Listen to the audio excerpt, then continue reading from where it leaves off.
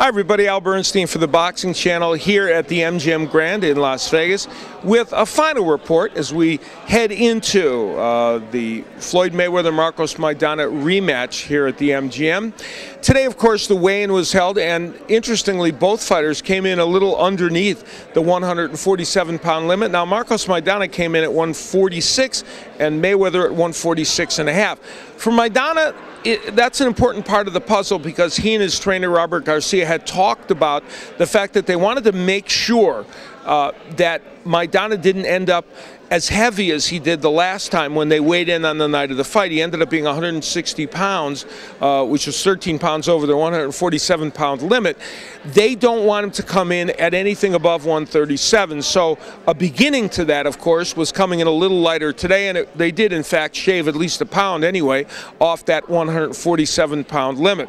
The other big key, which Robert Garcia talked to us today about at fighter meetings, is the fact that they think Maidana is in better shape. He's had an 8-week camp as opposed to a 5-week camp, which he had for the first fight because of a number of situations, getting the fight late, the fact that his wife was having a baby and he couldn't get to camp as quickly as he'd like. They think that's going to make a big difference.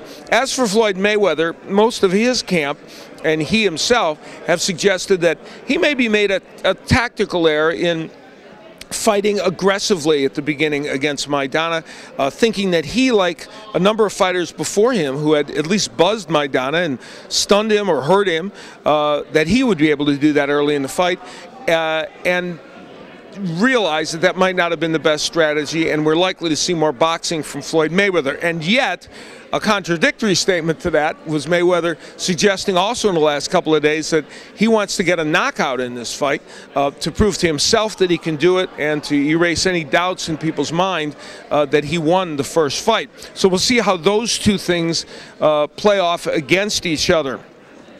At the weigh-in today, both men very relaxed.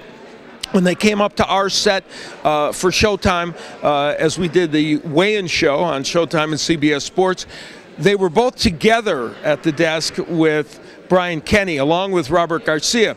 And while there was some acrimony during the course of the press tour as they sold the fight, it is interesting that at the final press conference yesterday and also at this particular gathering with Brian Kenny on the Showtime desk, everybody was very, very amiable. There was no conflict, and they were all giving respect to the other person. And even at the weigh-in, when, if you remember, when Floyd Mayweather put the belt up, like he and Canelo Alvarez at their weigh-in were supposed to hold it, Canelo wouldn't do it and walked away, playing some mind games and showing some bravado. Well, no such thing happened at this weigh-in. Floyd held up the belt, and both he and Marcos Maidana held it aloft for everyone. So a more cordial attitude these days outside the ring for them, but certainly inside the ring there won't be much cordiality.